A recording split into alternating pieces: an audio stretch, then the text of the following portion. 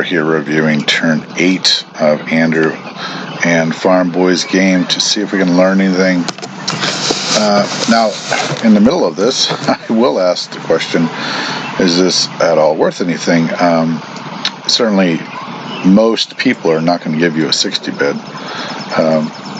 But if I can edge the needle, and Andrew can edge the needle toward people getting a bigger bid, then I think that's actually a worthwhile goal. Okay, let's see where we are. What do they buy? Okay, so 1 infantry this time. Okay, so a little decrease on the so 3 armor, 1 artillery, 1 infantry, 7 mechs. So we do have 10.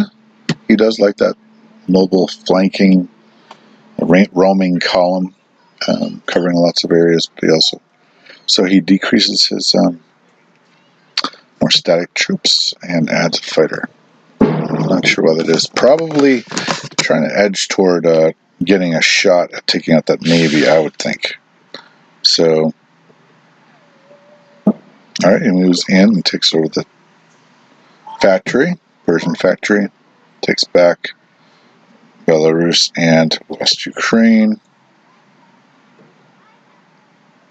takes back Finland, takes back Ukraine. Gonna fight a little border war here. So, I mean, we could note that, he is not, has a back and forth, a real front war in Southeast Asia, as well as, we could say in the Money Islands, as well as in Scandinavia, as well as, but here I think here's where he is trying to win the game.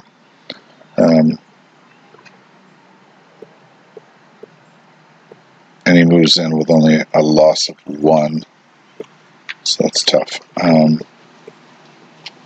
And he loses 2 to 3. 2 versus 3 took. And no losses there. And so the German army walks out of that one with minimal losses, 3, I think, for the whole round. Of course, puts his unit totals up, having killed a lot more than that.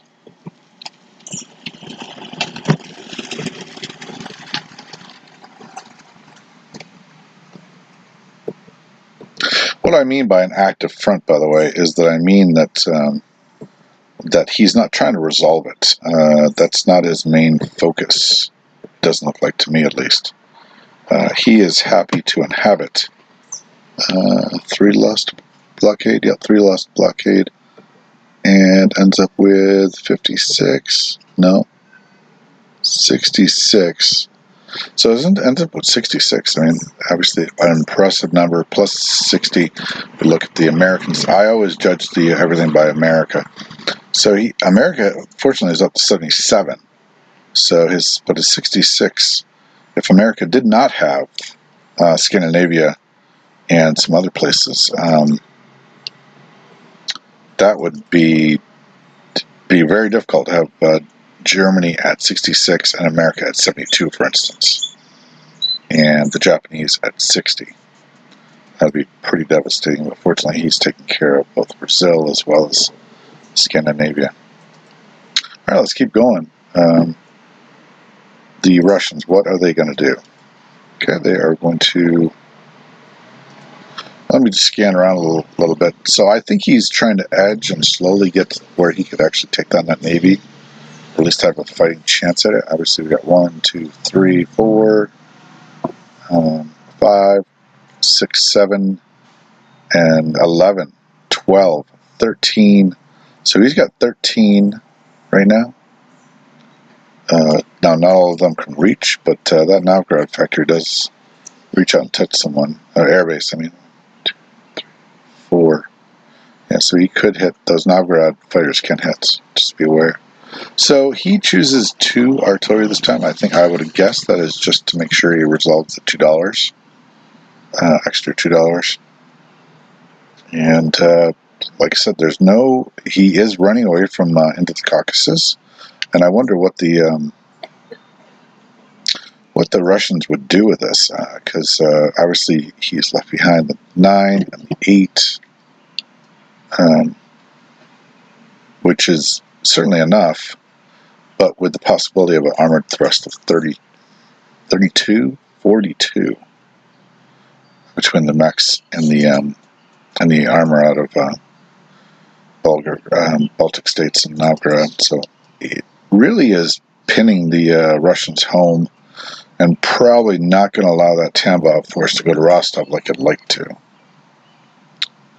Probably just cannot make that happen with that large mobile force able to lightning fast get to Moscow. Alright, so he retakes all of the east, retakes Volgograd, and he is going to take back Ukraine, stop them producing, right? So he's fine with that. Skirmish. Germans lose 1.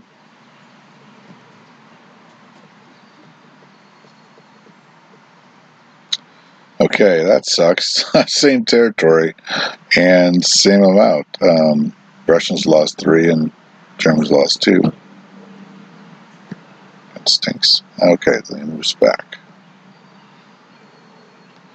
And notice those 6 silent watchers. The 6 British fighters that are making all the difference.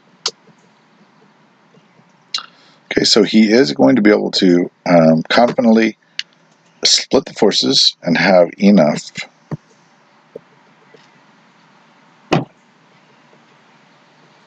Okay, you got the Russian sub in. I thought he would have left him alone, but he doesn't. Oh, what's this? Okay, Egypt. He's back in Egypt, so obviously the British now have got to sort of wipe out Tobruk without taking it, so that he can gain $3 more.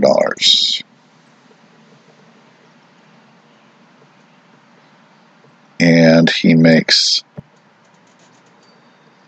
28 with bonuses, 31. All right, I just want to take a look at this. So unfortunately, Iraq or Persia, I think it was Iraq, was a Russian territory, so more and then the Italian Somaliland, and then Tobruk. If he can grab Tobruk, I don't know how he's going to pull that off, but that would be helpful. But we have a healthy Russian money right there, $31. So that's really robust. Over $30. That's amazing. Round 12, dude. He's making $30. Oops. Oh, this is round 12. Sorry, this is round 8, but he's still making $30. Okay, so we see again this whole concern of mine for troops, boots on the ground, and Andrew can't do it. He's got to buy the fighters to keep off the fleet. Okay, so what is Andrew going to do? And he is going to do what we thought he would do: take over India, to take back Celebes,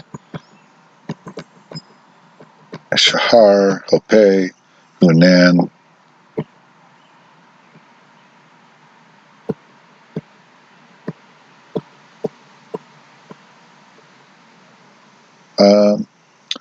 Try to see if there's any losses here.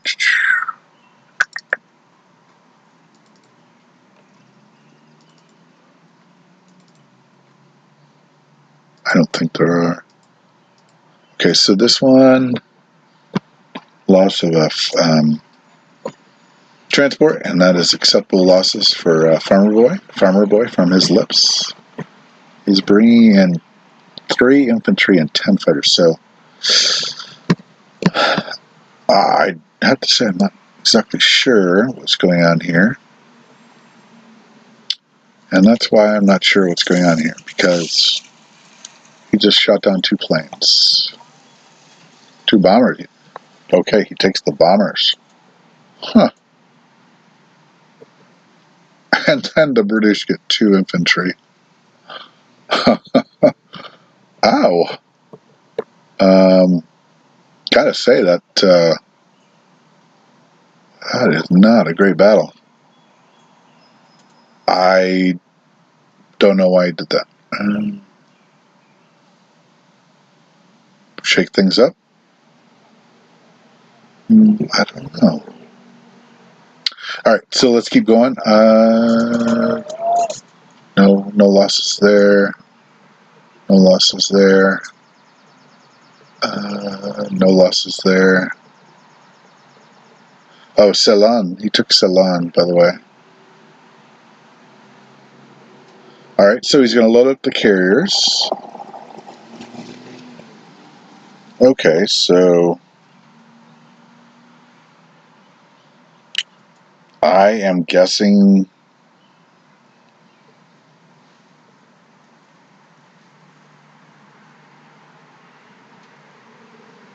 boy.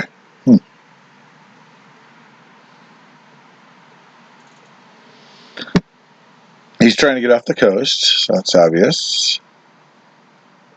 Oh, he does place the 3 in front into China.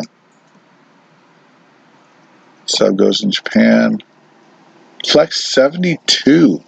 Oh, because of the... So that's money-wise, I understand it. 77. So he is right now equal with the Americans, which is got to freak anyone out.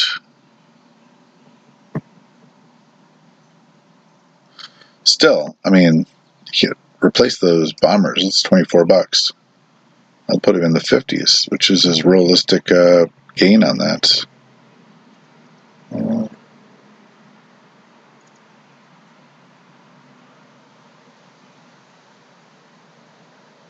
9 fighters in Siam. Only have 3 transports in the area. So apparently he can do that all day long, right? I mean, he can 1, 2, 3. He can rotate the fighters all day long. In other words, 3 infantry into India all day long. Is what he's saying. Yeah. Okay. Let's keep going. Americans buy 7 for the grounds, and then 5 for the Navy for shooting troops. So that would have been more than the Japanese put into the water, except for the plane. It's about the same actually with the planes. No, it's exactly the same. Japanese put in more planes. Okay, so we are going to... Okay, little raid. Bombing raid. Attack. Shot down the bomber. Sucks. Grabs Manchuria.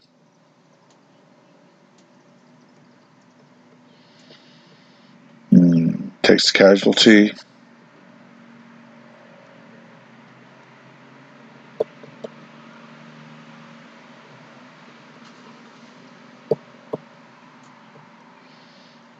Someone else will be able to take that over, right? So no big deal. It's kind of a dead zone. Okay, more troops go back into Algeria and into Gibraltar, I guess. Interesting. Why Gibraltar?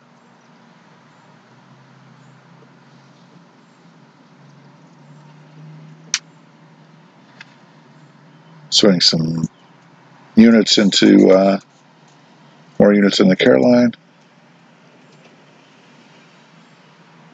The Wake thing, that's really interesting about Wake. I mean, I'm going to note this, and I don't know exactly. Maybe it's a way station,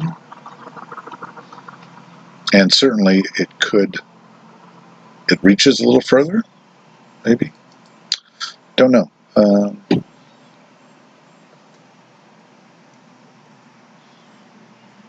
many units in there? Territories. 32. All right, let's keep going.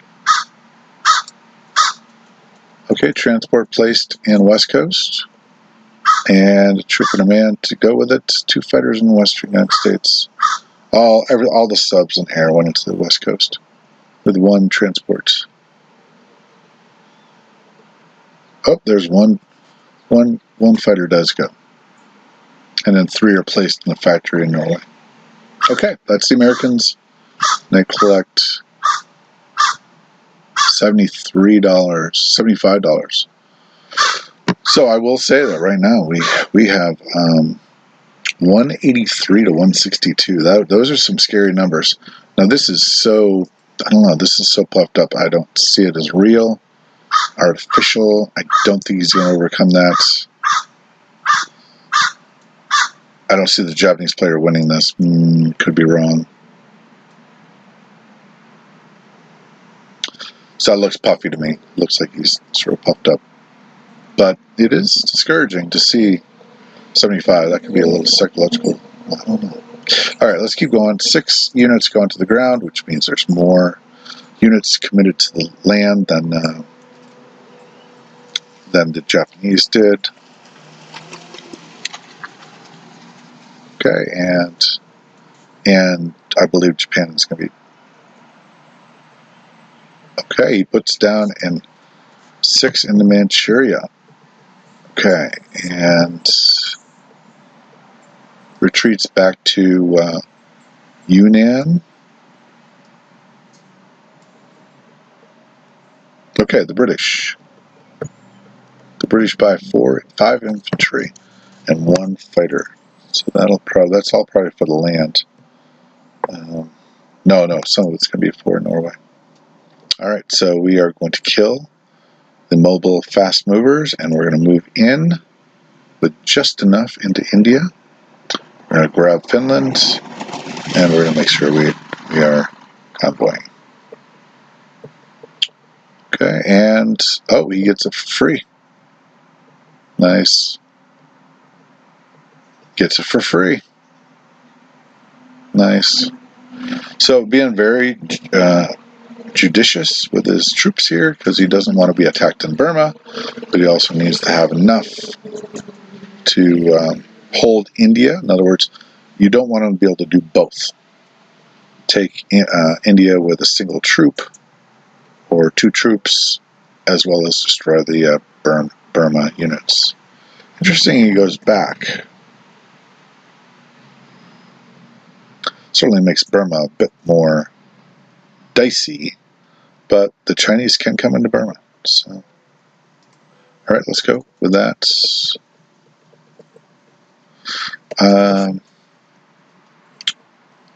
I'll bring his troops north to Egypt, preparing for,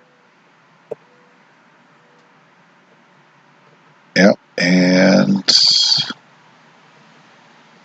strengthening, drawing all troops toward the big battles, coming battles with Egypt and Calcutta.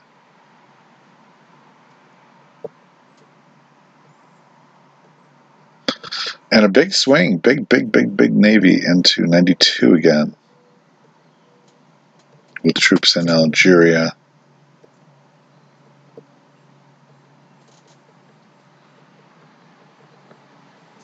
Oh my, okay, so look at this. Okay, that was unexpected. Okay, he changed that up and decided that India would be losable.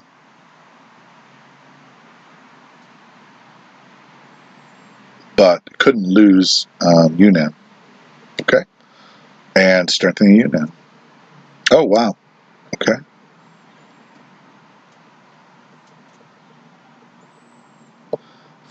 Transport goes into 109. Fighter in UK. 3 infantry in Egypt. 1 and 1. And transport in South Africa. Collects 39.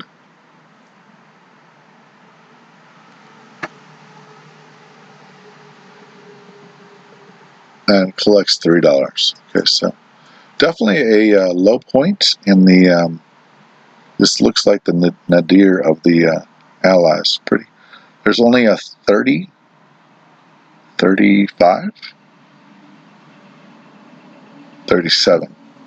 $37 difference in the production. There's about 100 units. The Allies have about 100 units more. That's significant. And 600 more. I think that's what I'm saying. About 600 more TUV, total unit value. Okay, let's keep going with the small powers. What's Italy going to do? Anything significant? Still buys another plane. That's amazing. And not buying infantry. I see a lot of guys just buy infantry after this late in the game. And he is just going to keep fighting this battle to keep off the convoys. So note that, people, that if you are not doing convoys,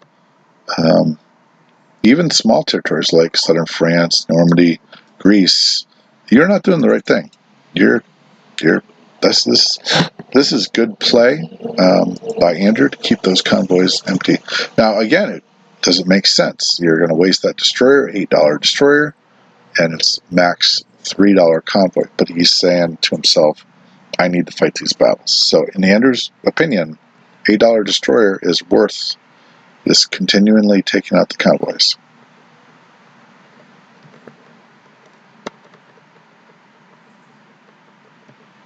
And again, no battles.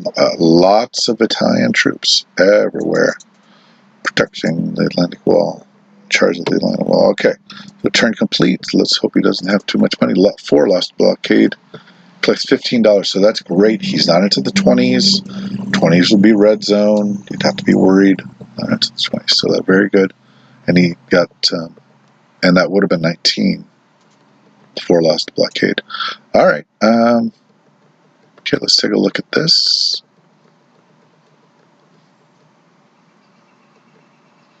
Anzac buys a fighter this time and a transport. He's got to make some headway. And getting stuff back. Takes out a transport. Both people are willing to throw away some transports.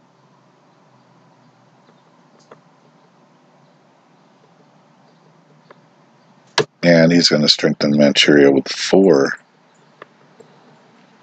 fighters, bring 1 up, and send another. He wants the loaded transport off the Carolines.